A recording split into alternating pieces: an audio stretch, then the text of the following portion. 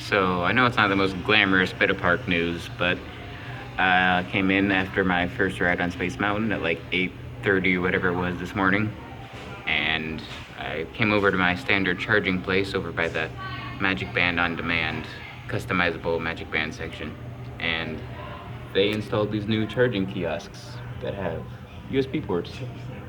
They're pretty cool. And exactly, yeah.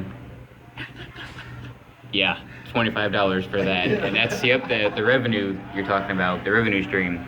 Clay from Mobile, Alabama, the cast member I was just talking to, he told me I'm the first to use it. He said today's the first day, so it's cool. Not the most glamorous bit of park news, but that's kind of a neat thing to say, I guess. And it's smart by Disney's part, so